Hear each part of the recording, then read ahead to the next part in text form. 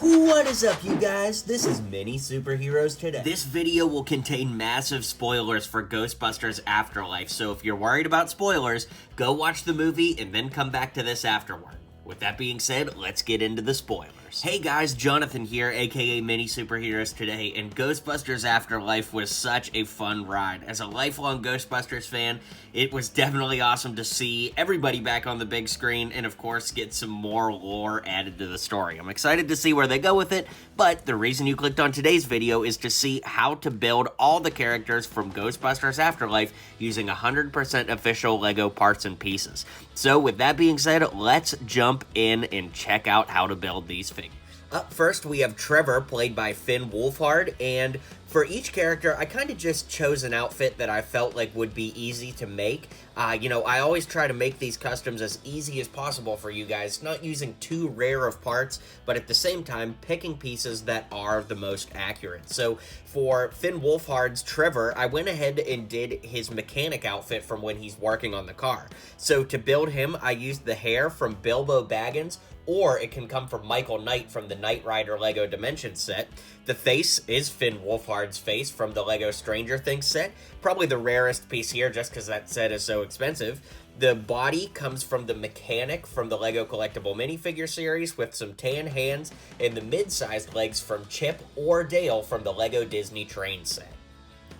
Next up, we have Phoebe, who I think really stole the show in the movie. She was just such a great little actress, and I loved how, she really felt like a mini Egon at times. Anyways, to build this figure, I used the face from Egon. Now, I know that that's a boy's face, but it's hard to think of a face that would be better to get those glasses, and she is Egon's granddaughter, so it kind of does make sense. The hair comes from Petunia from LEGO Harry Potter.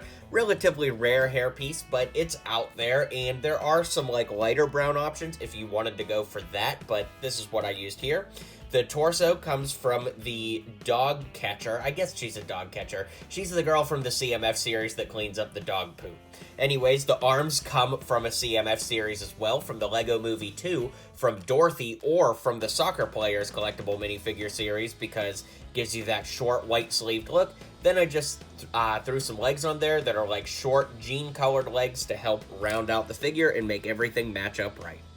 Here we have Lucky, and I think that this one turned out pretty good. She does wear a just plain yellow sweater at one point, so I figured that would be easy just to use a plain yellow torso. Then the hair, head, and hands come from Monica Rambeau from LEGO Marvel Collectible Minifigure series. Then I gave her some short mid-sized legs from Stranger Things, and one thing I want to point out is because the kids are different ages, the mid-sized legs work really well to put the figures side by side so that the older characters are a little bit taller, while of course the younger characters are a little bit shorter, and then our adult characters are taller than both of them, so I just think that that works out really nice to get all of the different age representations in the movie, and of course the height representations.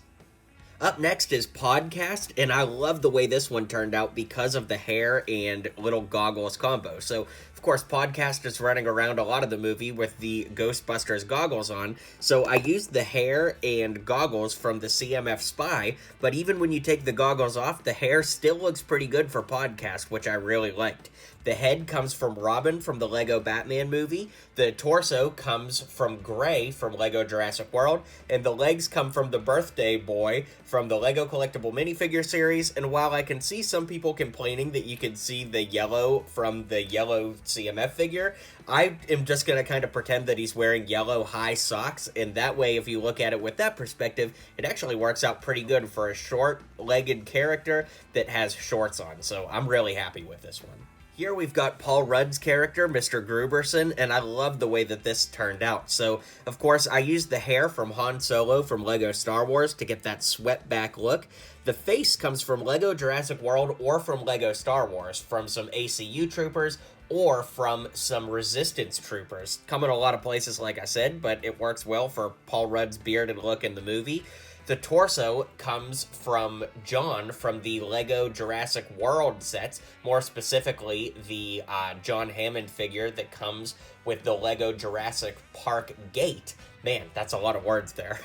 Speaking of Jurassic Park, the legs come from Ellie Sattler. I love that it's kind of got the boots with the high socks and the shorts. Just looked really good for emulating what was in the movie. Then I gave him a ghost trap, which of course has come with pretty much all of the Ghostbusters sets to date. It's just a little lever piece here, and yeah, it's just 3 little pieces. You can see the build there for yourself, and I love the way that this figure turned out. Up next, we have the mom, Cali, and I love the way that this turned out because, you know, I was watching the movie and thinking how I was going to build her because all of her outfits were just kind of regular and not all that exciting. And then, of course, she, you know, became possessed and all that, and, you know, it worked out great that she was wearing Dana Barrett's outfit from the old Ghostbusters. So the legs and torso come from Dana Barrett from the Lego Ghostbusters Firehouse. The face comes from Queenie from Lego Harry Potter, and the hair comes from Mad Eye Moody from Lego Harry Potter. You gotta love it when it all works out like that. For the mini Stay Puffs, I used the Snow G figure from Lego Frozen, and I thought that that worked out well. And of course, I put Mr. Gruberson here running away from them since his scene was awesome. And yeah, I thought that that was just a good way to do the little mini Stay Puffs. It was awesome seeing Janine in the movie, and since we have her as a Lego figure, I just used the regular old Janine figure and put some gray hair on there to show that some time has passed. But I really love the way that it looks and the way that it turned out. People have been requesting a Gozer figure for a long time. I've just never got around to it, and, you know, since Gozer showed up in this movie, it was a perfect opportunity to do so. So, the torso and arms come from Alfred from the Lego Batman movie in his kind of rock star outfit. Then you can just use the white legs from Alfred as well. The face comes from Aldrich Killian from Lego Iron Man 3, and then I gave her some flat top hair up here, which just worked really well for bringing the character together. I'm really happy with how this turned out, and I hope you guys like it too. Even though he's only alive for all of 5 seconds, I went ahead and made Evo Shandor because he is important from Ghostbusters lore. And the first thing I'll say is I should have used the headpiece with the bald cap, you know, with the hair on the sides, from Eddie Prang from the Lego Harry Potter Night Bus, but as of this video, I don't have it, so I just used some Alfred hair here to get the point across. The face comes from Ra's al Ghul from Lego DC. Then the torso is from Commissioner Gordon, or is it from Barbara Gordon? I honestly don't remember, but it's from the Lego Batman movie with some dark blue legs and some tan hands to match. To make the kids in the Ghostbusters costumes, I'd recommend using really any of the Ghostbusters torsos to get that point across, with some short legs from Anakin Skywalker from Episode 1, and then of course the head and hair combos that I gave you earlier for each character. Seeing the 3 living Ghostbusters show up at the end was really awesome, and I was really excited to get to build them. It was so cool seeing them in their original suits with the proton packs, and just so cool and nostalgic. Anyways, to build all of them, the nice thing is we kind of already had the bodies from the Ghostbusters because we've gotten them in 2 sets so far. Venkman's come in 3 sets, but regardless, I used the torsos from the Firehouse because those ones had the Ghostbusters emblem printed on the side, as well as the arm pads. You can see the elbow pads are printed on there as well on both sides, and there's pockets, and it's just the best version for each Ghostbusters torso. Then, to customize the heads to show that some time has passed and they're a little older, I used Venkman's receding hairline hair on Stance because that worked pretty well.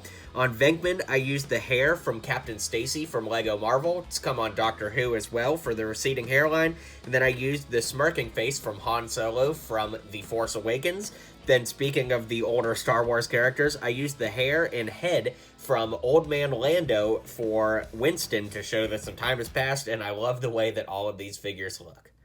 It was pretty crazy to see them CGI Harold Ramis in as Egon, but it was kind of nice. I'm not sure if I loved it or not. It felt a little forced, but regardless, I used the Egon torso and legs to show that some time has passed and he's a little older, even in ghost form. I used the head from Dumbledore, so you got the thick beard and glasses, and some slick back hair, which has come in a lot of places.